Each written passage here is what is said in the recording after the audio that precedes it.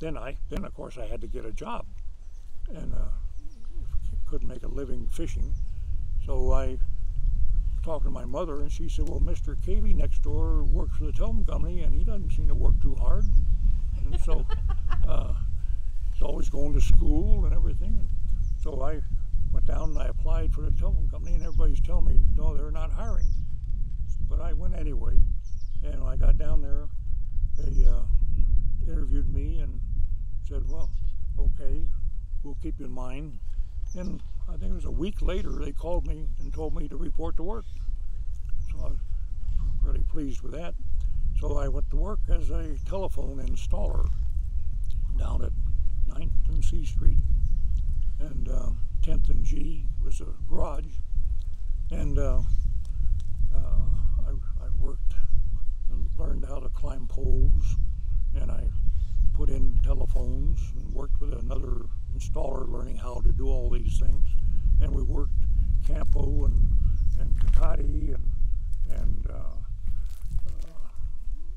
La Mesa and San Isidro, all around. And I was sent to school in Los Angeles quite a few times to learn different parts of the telephone company. And eventually, I guess I could take a shortcut here and just say that eventually I was working in the test center. The test center was up at 914 C Street, and we tested trouble from subscribers calling in and complaining about their service, and we would test it and decide what trouble was, and then we would dispatch repairmen from there. And I did that for a while, and then they came to me and asked me if I wanted to go down to Chula Vista as a cable deskman. And Chula Vista was just opening a brand new office, so I volunteered to do that, and I was cable deskman there, measuring cable trouble, wet wires and so on, out in a cable, using a Wheatstone bridge to determine the distance from the office and so on. And then Barbara and I decided to move down to Chula Vista, and we bought a house on Corte Maria in Chula Vista. And we paid $99,000, I think, for it. Anyway. The whole thing? Yes. Okay. To buy the house? Maybe $9,100. Anyway. How much were you making from the phone company at the time?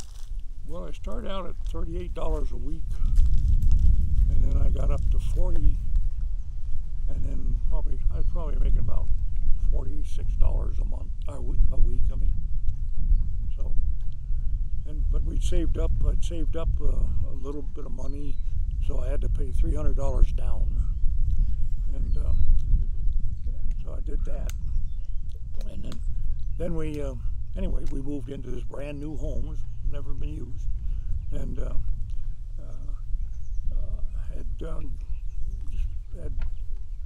Barbara got pregnant with Gary, and then later pregnant with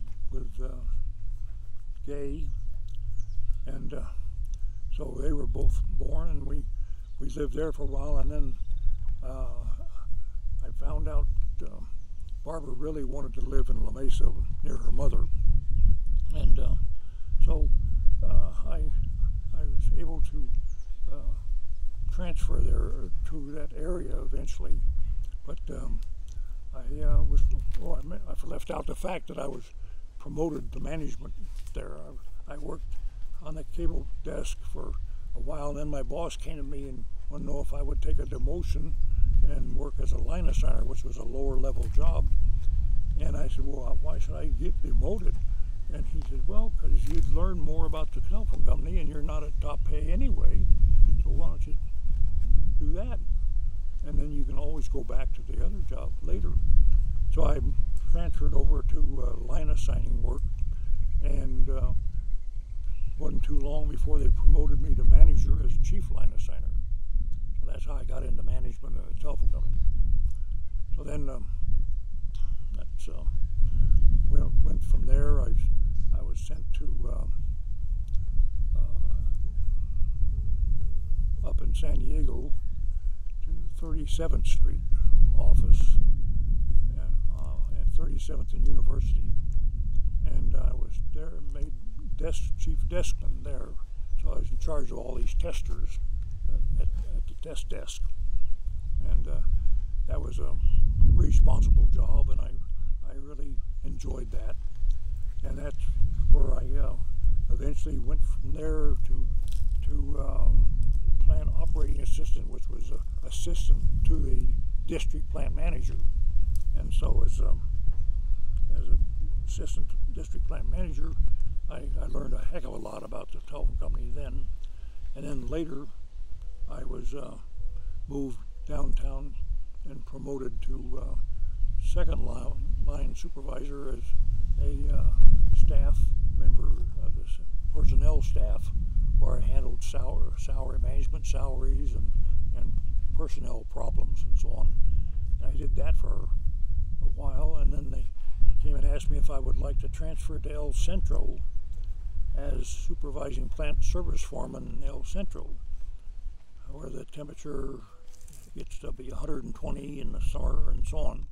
We also had 2 more children by this time. We had Tom and then Joy, and so with 4 children and everything, we moved to El Centro, and so we drove down the Banner Grade and worked our way over to Highway 8 actually, and down the Incapau Gorge, I think it was, and we pulled into Ocotillo, which is just a little desert town, and about down near El Centro. And I pulled in, I said, well, here we are.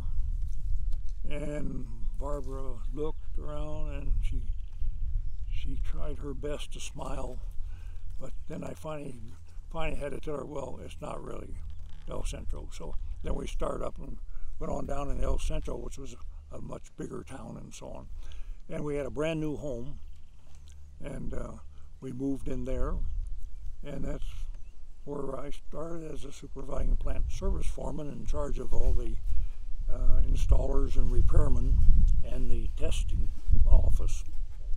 And I really enjoyed that job because you're 120 miles away from your boss, and you have your own company, you might say. So anyway, did that for a while, and then lo and behold, I got called and asked if I'd like to go on the staff as again as a district manager in charge of safety for the telephone company, which I took, and so we transferred back to San Diego. How long were you in El Centro?